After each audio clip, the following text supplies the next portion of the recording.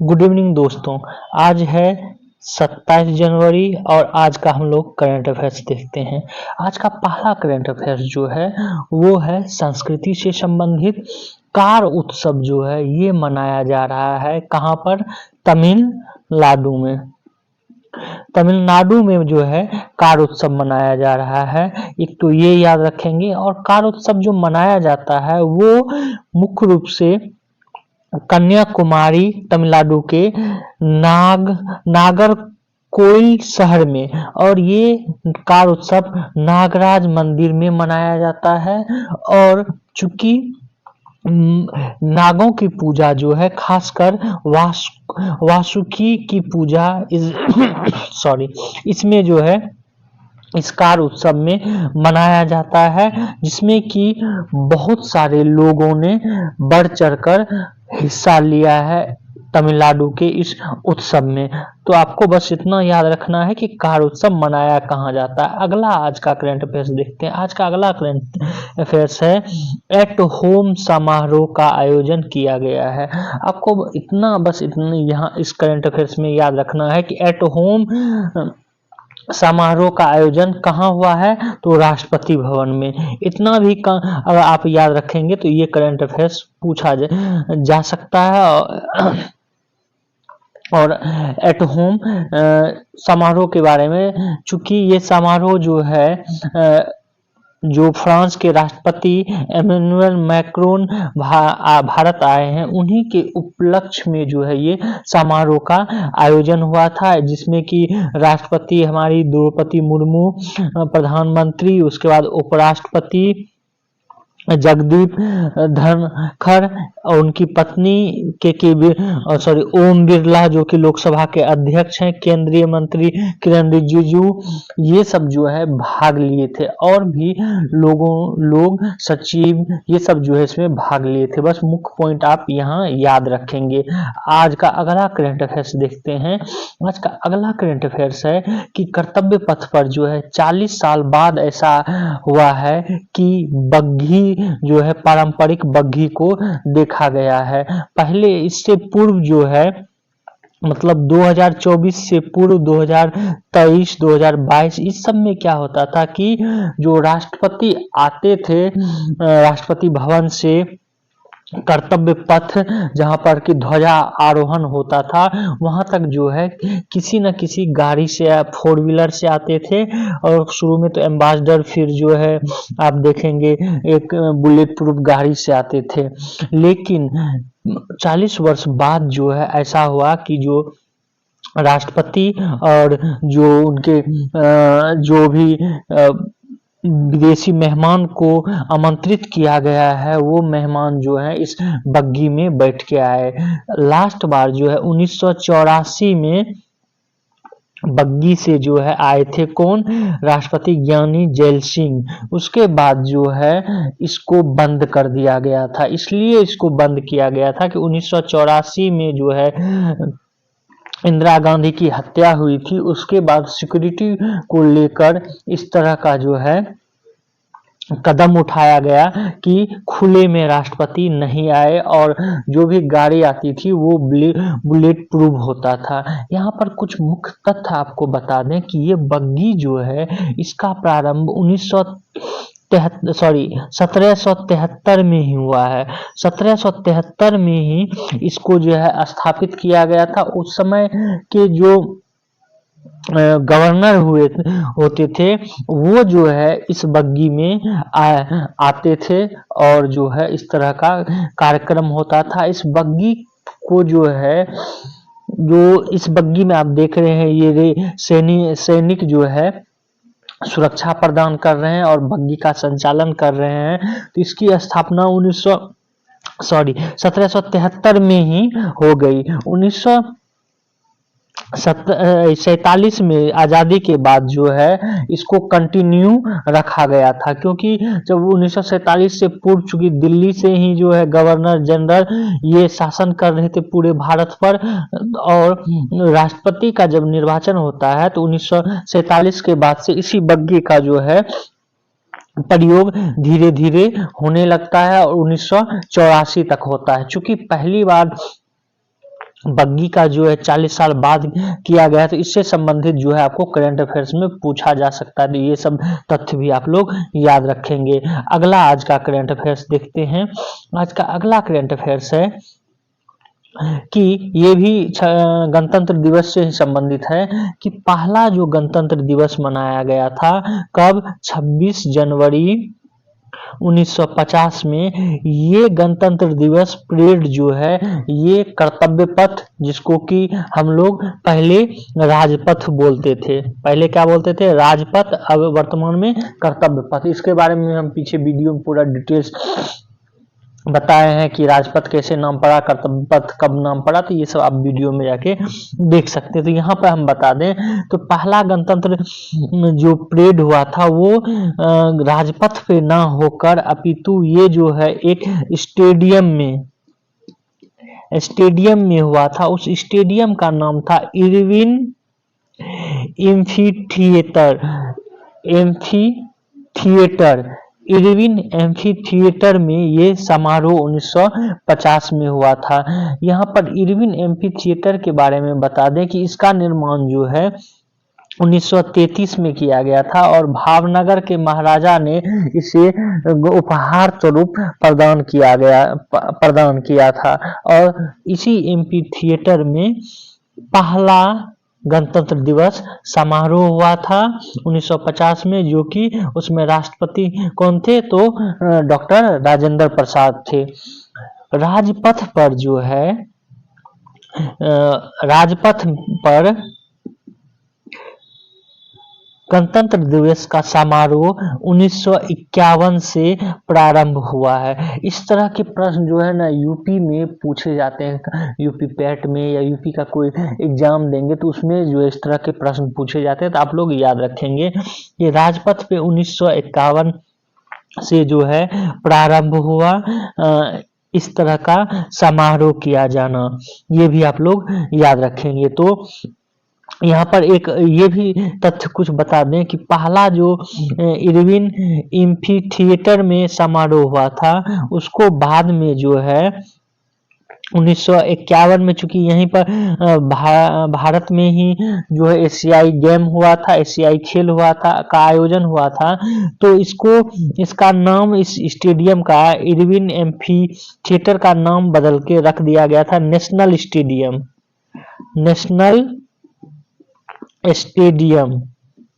और उसके बाद नेशनल स्टेडियम का नाम 2002 में जो है चेंज करके रखा गया मेजर ध्यानचंद स्टेडियम। ये भी आप लोग याद रखेंगे। आज का अगला करंट अफेयर्स देखते हैं। आज का अगला करंट अफेयर्स है रक्षा उत्पाद से संबंधित। यहाँ पर आपको पहले भी बता चुके हैं पूर्व के वीडियो में कि भारत और फ्रांस के बीच जो है रक्षा उत्पाद से संबंधित विभिन्न मुद्दों पे समझौता भी होगा और फ्रांस की बहुत सारी कंपनियां जो है वो भारत में आकर यहाँ पर निवेश भी करेगी। जब जयपुर में फ्रांस के राष्ट्रपति आए थे तो उस समय भी बात चल रही थी कि ये 26 जनवरी के मुख्य अतिथि तो हैं, लेकिन भारत के साथ जो है विभिन्न मुद्दों पे, विभिन्न रक्षा उत्पादों पे दोनों देशों के बीच एक सहयोग भी बनेगा, ये है। तो यहाँ पे एक दो तथ्य जो है एकदम याद रखेंगे आप लोग कि एयरबस ये फ्रांस की कंपनी है जो कि बनाती है, हेलीकॉप्टर बनाती है, उसके बाद जो है ये प्लेन भी बनाती है। तो टाटा समूह के साथ जो है एयरबस का ये टाटा और एयरबस ये दोनों मिलकर जो है ये हेलीकॉप्टर का निर्माण करेगी। कहां पर? भारत में। ये भी याद रखेंगे आप लोग। और यहाँ पर एक दो तथ्य और बता दें जिसके बारे में कि रक्षा उत्पाद का भारत में उत्पादन होगा, तो एक तो आप टाटा और एयरबस हेलीकॉप्टर के बीच H-125 श्रेणी की हेलीकॉप्टर जो है बनाई जाएगी। वहीं पर जो है रोबोटिक्स, सैन्य वाहन और साइबर डिफेंस, इस क्षेत्र में भी दोनों देशों के बीच जो है समझौता हुआ है और बहुत सारे कल पुर्जे भी बनाए जाएंगे। यहाँ पर ये भी आपको बता दें कि राफेल फाइटर जेट जो कि फ्रांस के द्वारा जो है बनाया जाता है और फ्रांस से भारत खरीदा भी है। राफेल का बहुत सारा पार्ट्स भी जो है भारत में निर्मित किया जाएगा, ये भी आप लोग याद रखेंगे। यहाँ पर एक और इम्पोर्टेंट तथ्य बता देते हैं कि आप लोग सुने होंगे जैतपुरा या जैतापुर में जो है फ्रांसीसी कंपनियां अरे अरेवा द्वारा जो है परमाणु संयंत्र जो है लगाया गया है और इसमें अब जो है बढ़ोतरी आएगी। ये जो जैतापुरा है ये महाराष्ट्र के रत्नागिरी में जो है ये है जैतापुरा। वहां पर अब यहाँ पे लिखा हुआ भी देख सकते हैं, यहाँ पर जो है 10,000 मेगावाट का जो है परमाणु ऊर्जा उत्पादन क्षमता 10 मेगावाट किया जाएगा। यह परियोजना बिजली की कीमतों में जो है कमी लाएगी और इस पर जो है दोनों देशों के बीच बात चल रही है कि अब इसको बढ़ाया जाए, तो ये भी याद रखेंगे। जैतापुरा जो है कहाँ है, महाराष्ट्र में। यहाँ पर परमाणु बिजली किसके सहयोग से स्थापित हो रही है, फ्रांस के सहयोग से, क्योंकि देश जैसे आप देखेंगे तारापुर परमाणु संयंत्र है, उसको किससे, तो यूएसए के सहयोग से। इस तरह के जो है तमिलनाडु में है, वो किसके सहयोग से, तो वो जो है रूस के सहयोग से। इस तरह का जैसे भारत में जो विभिन्न परमाणु संयंत्र की स्थापना हो रही है वो विभिन्न देशों के सहयोग से हो रही है, तो उसको भी आपको याद रखना है। अगला आज का करंट अफेयर्स देखते हैं। आज का अगला करंट अफेयर्स है कि जिला निर्यात हब जो है इसके लिए 500 करोड़ आवंटन किया गया है। हालांकि ये बहुत ज़्यादा इम्पोर्टेंट नहीं है, जो इम्पोर्टेंट है इसमें उसको हम भी बताएंगे। तो इसके बारे में बस इतना जान लें कि federation of Indian export organisation FIEO का फुल फॉर्म, इस तरह के प्रश्न जो है पूछे जाते हैं एसएससी में। तो federation of Indian export organisation FIEO के अनुसार जो है वस्तु निर्यात को प्रोत्साहन देने के लिए सभी राज्यों और जिलों की भागीदारी जो है बढ़ाई जाएगी और उसी को बढ़ाने के लिए जो है भारत सरकार 500 करोड़ का जो है निवेश कर रहा है, कि आवंटन कर रहा है कि भारत के प्रत्येक जिलों में जो है एक जिला एक उत्पाद जैसे जो है चीजों को बढ़ावा दिया जाए। तो ये था, लेकिन आज जो इसमें मुख्य आपको तथ्य बताना चाहते हैं वो है कि वित्त मंत्री निर्मला सीतारमण जो है वो फरवरी में लगातार छठी बार जो है बजट पेश करेगी और इसके साथ ही लगातार 5 पूर्ण बजट और 1 अंतरिम बजट पेश करने वाली जो है वो वित्त मंत्री बन जाएगी। किसके समांतर, मोरारजी देसाई के। मोरारजी देसाई एक ऐसे वित्त मंत्री हैं जो कि लगातार 5 बार और 1 जो है अंतरिम बजट पेश किए हैं। इससे पूर्व कोई भी वित्त मंत्री इस तरह से नहीं किए हैं। और मोरारजी देसाई के बारे में ये भी बता दें कि सर्वाधिक बजट पेश करने का जो है बजट अभी तक में किसने पेश किया है भारत में, तो ये भी मोरारजी देसाई ही जो है किए हैं। 10 बार जो है ये बजट किए हैं। तो सर्वाधिक बजट पेश करने का भी मोरारजी की देसाई है, लेकिन लगातार 5 पूर्ण बजट और 1 अंतरिम बजट पेश करने का रिकॉर्ड मोरारजी के देसाई किए हुए हैं और ये रिकॉर्ड को जो है बराबरी करेंगी निर्मला सीतारमण। और यहाँ पे ये भी बता दें, महिला के तौर पे जो है ये पहली वित्त मंत्री हैं। सीतारमण पहली पूर्णकालिक महिला वित्त मंत्री हैं। हालांकि वित्त मंत्री के रूप में जो है इंदिरा गांधी भी काम कर चुकी हैं, लेकिन वो पूर्णकालिक नहीं थी। पूर्णकालिक जो है पहली महिला वित्त मंत्री हैं निर्मला सीतारमण। ये भी आप लोग याद रखेंगे। आज का अगला करंट अफेयर्स देखते हैं।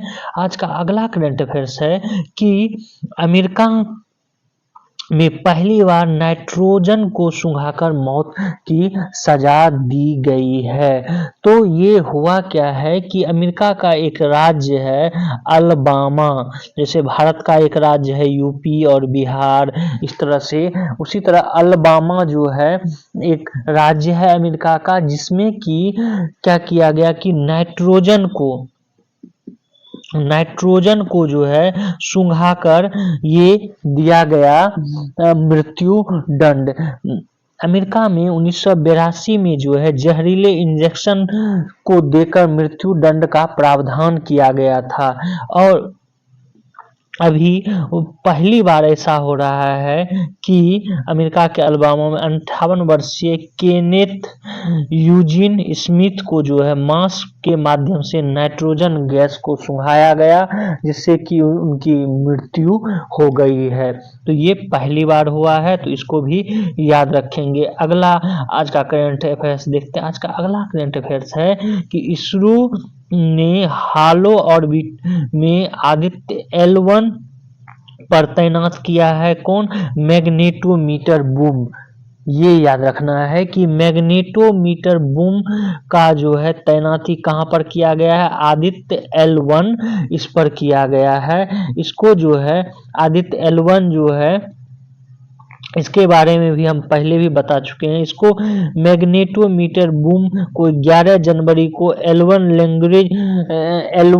जिसको कि लैग्रेंज पॉइंट भी बोला जाता है पर हेलो ऑर्बिटर तैनात किया गया है। किसने किया है? इसरो ने। ये भी याद रखेंगे। आज का अगला करंट अफेयर्स देखते हैं।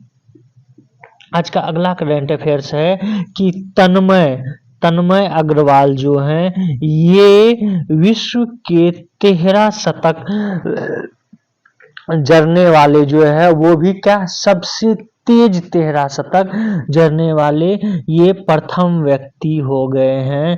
तन्मय अग्रवाल जो कि हैदराबाद की ओर से खेलते हैं। इन्होंने जो है 119 गेंद में दोहरा शतक लगाया, जो कि इससे पहले रवि शास्त्री इन्होंने 1985 में बड़ोदरा की ओर से खेलते हुए 123 गेंद में यह उपलब्धि हासिल की थी, जिनको कि तन्मय अग्रवाल ने उस रिकॉर्ड को भी तोड़ दिया है। और साथ ही यहाँ ये भी बता दें, इनसे पहले जो है विश्व रिकॉर्ड सबसे कम गेंद में 147 गेंद में जो है फिर दक्षिण अफ्रीका के मार्को मैरेस इन्होंने जो है बनाया था 147 गेंद में 300 रन। और तन्मय अग्रवाल जो कि हैदराबाद से खेल रहे हैं और अरुणाचल प्रदेश के विरुद्ध खेले हैं, इन्होंने यह रिकॉर्ड तोड़ दिया है। इस तरह के रिकॉर्ड जो है पहले भी बने हैं, एक दो का नाम हम देख लेते हैं। जैसे कि तन्मय अग्रवाल है 147 गेंद में, हैदराबाद की टीम से ये है, अरुणाचल प्रदेश के विरुद्ध 2024 में बनाए। वहीं मार्कोस मैरेस जो है ये 147 गेंद में जो है हालांकि बनाए थे, ऊपर भी लिखा हुआ है। तो ये जो है 2017 में बनाए ये किए हुए थे, 300 रन जो है पार किए थे। तो ये भी आप लोग याद रखेंगे। अगला आज का करंट अफेयर्स देखते हैं। आज का अगला करंट अफेयर्स है कि चंद्रयान 2 के बारे में। चंद्रयान 2 जो है कब लॉन्च किया गया था? तो 2019 में। ये भी आप लोग याद रख लेंगे। चंद्रयान 2 के कैमरे से जो है हेल्प मिला है जापान का लूनर मिशन को लैंड करने में। जापान ने अभी वर्तमान में smart lander for investigation moon जो है ये लॉन्च किया है जापानी एरोस्पेस एक्सप्लोरेशन एजेंसी, जिसको कि जैक्सा बोलते हैं। आप लोग ये भी याद रखेंगे कि जैक्सा कहाँ की जो है स्पेस एजेंसी है, जापान की, जिसका फुल फॉर्म होता है जापान एरोस्पेस एक्सप्लोरेशन एजेंसी।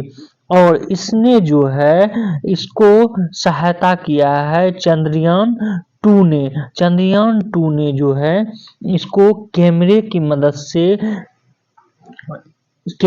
मदद से नेविगेशन करने में जो है इसको मदद की है। और चंद्रयान 2 कब लॉन्च हुआ था? तो 2019 में। ये भी याद रखेंगे। अगला आज का करंट अफेयर्स देखते हैं। आज का अगला करंट अफेयर्स है, ये है तन्मय अग्रवाल के बारे में, जो कि हिंदी में बताया। ये हैदराबाद की ओर से खेले थे और जो खेलते हैं, और अरुणाचल प्रदेश के विरुद्ध जो है इन्होंने सबसे कम गेंद में लगाया है। कितना रन मारा है? तो 323 रन, 300 से ऊपर रन जो है इन्होंने बनाया है। अगला एक बार इसको पॉज करके जो है आप लोग देख लेंगे। अगला आज का करंट अफेयर्स देखते हैं। आज का अगला करंट अफेयर्स है जिसको कि हिंदी में हम बता चुके हैं कि चॉपर और जो है स्पेस, इन सब क्षेत्रों में भारत और फ्रांस के बीच जो है डील हुआ है। हेलीकॉप्टर के में देखें तो ये जो है 2 कंट्रीज विल ज्वाइन प्रोड्यूस, कौन सा हेलीकॉप्टर है? H125 हेलीकॉप्टर जो है टाटा और एयरबस ये मिला के बनाए गए थे। आप लोग याद रखना है कि एयरबस जो है ये कहाँ की कंपनी है, इस तरह के प्रश्न भी पूछे जाते हैं। उसके बाद सैटेलाइट क्षेत्र में भी जो है जो भारत की न्यू स्पेस इंडिया लिमिटेड है। एक चीज याद रखेंगे कि न्यू स्पेस इंडिया लिमिटेड ये इसरो की ही एक इकाई है, जो कि विदेश से संबंधित जितने भी सैटेलाइट छोड़ने की बात हो, टाइप की बात हो, तो न्यू स्पेस इंडिया लिमिटेड करता है। मतलब अगर हम किसी दूसरे देश का सैटेलाइट लॉन्च कर रहे हैं तो उससे कितना पैसे लेना है, किस तरह सैटेलाइट लॉन्च करते हैं, तो वो जो है इसरो की एक इकाई है न्यू स्पेस इंडिया लिमिटेड, ये करती है। तो न्यू स्पेस इंडिया लिमिटेड और फ्रांस कंपनी, इन दोनों के बीच जो है सैटेलाइट लॉन्च को लेकर भी दोनों के बीच टाइप हुआ है। वहीं पर फाइटर जेट का जो है फाइटर जेट फ्रांस 100 का कहना है कि 100% टेक्नोलॉजी ट्रांसफर को कर बिल्ट जो है किया जाएगा। क्या? Fighter jet. ये भी फाइटर जेट की टेक्नोलॉजी पे भी जो है एग्रीमेंट पर इस पर भारत और फ्रांस के बीच समझौता हुआ है। तो ये आज का करंट अफेयर्स था। आप लोग जो है हमारे इस वीडियो को लाइक करें, शेयर करें, सब्सक्राइब करें और बेल आइकन को जो है जरूर दबा लें। Thank you for watching this video.